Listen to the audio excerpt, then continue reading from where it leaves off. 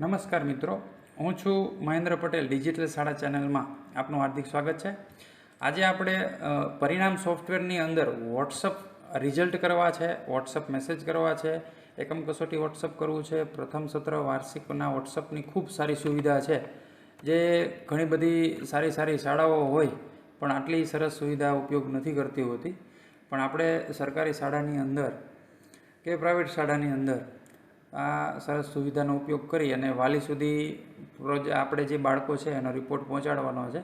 આ એકમ કસોટીનો રિપોર્ટ છે, તો આ કઈ રીતે આવે છે એ તમને ખ્યાલ આવી ગયો હશે કે એકમ કસોટીની આ ગુણ એન્ટ્રી જ્યાંથી કરીએ છીએ ત્યાંથી આ કસોટી આવી રીતે કોઈ પણ 4 કસોટી 1, 2, 3, 4 અથવા તો તમે બીજી કસોટી, ચોથી કસોટી એવી રીતે કંટ્રોલ સાથે કરી શકો. વધારેમાં વધારે 4 કસોટી આવી રીતે ક્લિક કરી અને આની ઉપર ક્લિક કરશો. અત્યારે માની લો કે આ 4 કસોટીમાં માર્ક એન્ટ્રી કરેલી નથી, છતાં હું ક્લિક કરી લઈ લઉં છું. તો આવી રીતે અહીં 4 કસોટીના ગુણ અહીં આવી જશે અને 4 કસોટીના ગુણ આવી અને એ ફાઇલ છે એ સેવ થઈ જશે. પછી આ ફાઇલને આગળ આપણે એને વોટ્સઅપ કરવાના થશે. તો જ્યારે વોટ્સઅપ SMS ઉપર અથવા તો કંઈ અંદર પ્રોસેસ થાય તો એસ્કેપ દબાવી શકો છો તમે. વોટ્સઅપ ઉપર ક્લિક કરશો એટલે આપણે આ પેજ ઉપર આવી જશું. તો અહીંયા 2 રીત છે. જો તમે એક વિષયના ગુણ છે એને ટેક્સ્ટ મેસેજ સ્વરૂપે મોકલવા માગતા હોય તો તમારે એક જ કસોટીના ગુણ લઈ આવવાના. દાખલા તરીકે અહીં મારે આ એક જ કસોટી છે એના જ અત્યારે ગુણ મૂકવા છે, તો એક જ કસોટી સિલેક્ટ કરીને લઈ આવવાનો, એટલે એક જ કસોટીના ગુણ છે એ અહીં આવી જશે.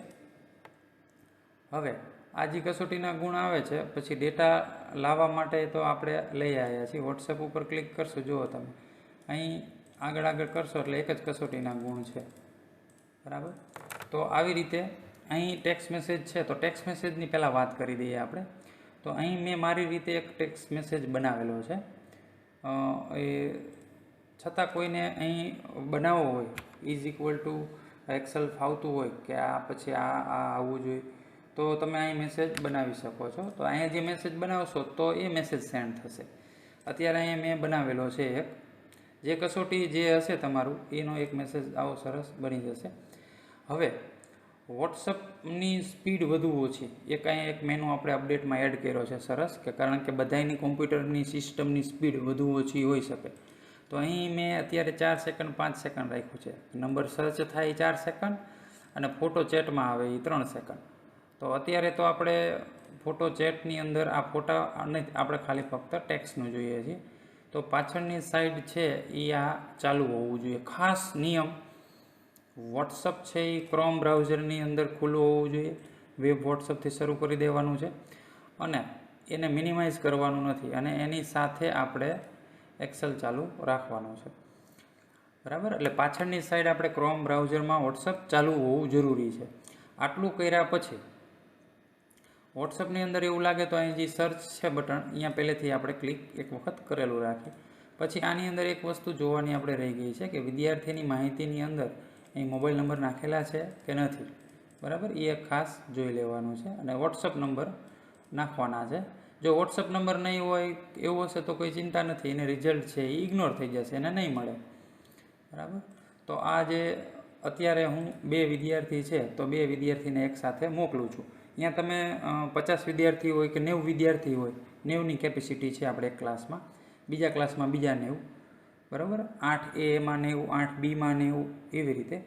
તો અત્યારે 2 વિદ્યાર્થીનું આપણે ચેક કરી. સેન્ડ વોટ્સઅપ ટેક્સ્ટ ઉપર હું ક્લિક કરું છું તો જો ઓટોમેટિક વોટ્સઅપ છે એ આપણી સામે આવી જાય છે અને તેની અંદર એ જે નંબર છે એને સર્ચ કરશે અને સર્ચ કર્યા પછી અહીં નંબર છે એ આવી જશે. પછી ક્લિક ન થાય તો અહીંયા આપણે એક વખત ક્લિક કરી દેવાનું છે.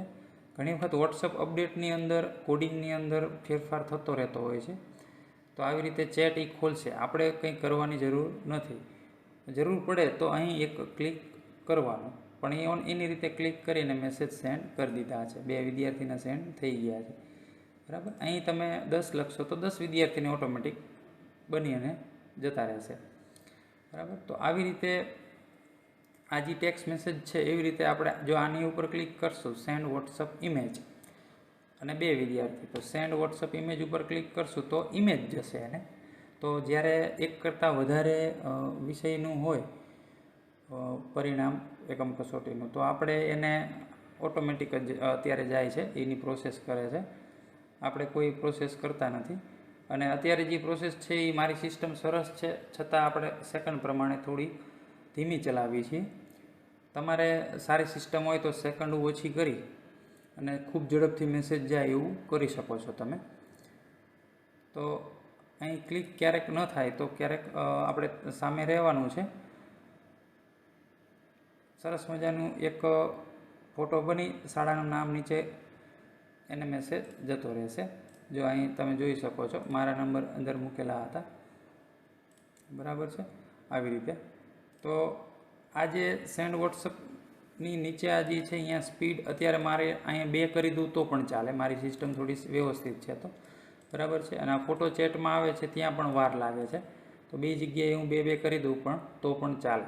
પણ તમારી સિસ્ટમ પ્રમાણે મેં ડિફોલ્ટ 4 અને 3 રાખેલું છે. તમે સ્પીડ વધારે અથવા તો ચેટમાં ન આવતું હોય, વાર લાગતી હોય, પણ અહીં ક્લિક કરવાનું ક્યારેક જરૂર પડે તો ક્લિક કરવું, બરાબર. બીજી ક્યાંય ક્લિક કરવાની જરૂર નથી, આ ચેટ ખુલે તો જરૂર પડે તો આ વાત થઈ એકમ કસોટીના માર્ક. એવી જ રીતે આ સત્ર 1 છે, તો એની અંદર ઓટોમેટિક જ છે. સેન્ડ વોટ્સઅપ ઉપર કેટલેથી કેટલાને તમારે મોકલવા છે. માની લો કે પહેલી વખત 1 થી 10ને મોકલો, પછી અહીં 11 થી 20 કરી દો તો પણ ચાલે. કોઈ એક વિદ્યાર્થીને મોકલવા છે 15 નંબરને, તો 2 જગ્યાએ 15 કરી દો તો પણ ચાલે. તો આવી રીતે વોટ્સઅપની જે સુવિધા છે એના માટે ખાસ જરૂરી છે ક્રોમ બ્રાઉઝરની અંદર આ એક ઇન્સ્ટોલ કરેલું વોટ્સઅપ નથી. ક્રોમ બ્રાઉઝરમાં વેબસાઇટથી આપણે વેબ વોટ્સઅપ ક્લિક કરી અને આવી રીતે ખોલેલું છે ક્રોમ બ્રાઉઝરમાં. તો એવી રીતે તમારે ખોલવાનું છે અને મિનિમાઇઝ નથી રાખવાનું, અહીંથી આને ખુલ્લું જ રાખવાનું છે અને એની આગળ એક્સેલ ખોલવાની છે, બરાબર. તો આવી રીતે બલ્ક એસએમએસની ખૂબ સારી સુવિધા છે કે તમે એક ક્લિકની અંદર આખા ક્લાસના વર્ગના વિદ્યાર્થીના ફોટોને આધારે અથવા ટેક્સ્ટ મેસેજને આધારે એક ક્લિકની અંદર વાલીને પર્સનલી મેસેજ પહોંચી જાય છે. તો આ એક ખૂબ સરસ સુવિધા વોટ્સઅપવાળી જે છે એની અંદર તમને ખ્યાલ આવી ગયો હશે. અને પ્લસ ફોટાવાળા રિઝલ્ટ જાય છે, બરાબર. આની અંદર તમે ચેક કર્યું હશે કે જો આ રિઝલ્ટ છે એ ફોટાવાળું જાય છે. હકીકતમાં તમે જુઓ છો કે આ જે એકમ કસોટીનો જે રિપોર્ટ અહીંયા આપણને ક્યાંય ફોટો દેખાતો નથી, બરાબર. ફોટો કઈ રીતે અહીંયા આવ્યો તો એના માટેનો વિડીયો આપણે બનાવેલો છે ફોટાવાળી માર્કશીટનો, તો એ વિડીયો પણ તમારી આ પ્લેલિસ્ટની અંદર જ છે.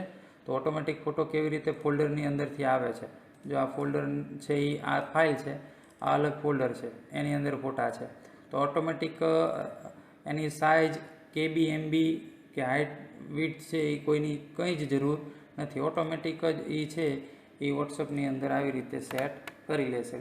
દરેક વિદ્યાર્થીના ફોટાવાળી માર્કશીટ બનાવી શકો છો, વાલીને વોટ્સઅપ કરી શકો છો, ટેક્સ્ટ મેસેજ કરી શકો છો. તો વોટ્સઅપની સુવિધા કઈ રીતે ઉપયોગ કરવાની છે એ ખ્યાલ આવી ગયો હશે, બરાબર. છતાં કંઈ પ્રશ્ન હોય આના લગતો તો તમે મને મેસેજ કરી શકો છો. અસ્તુ.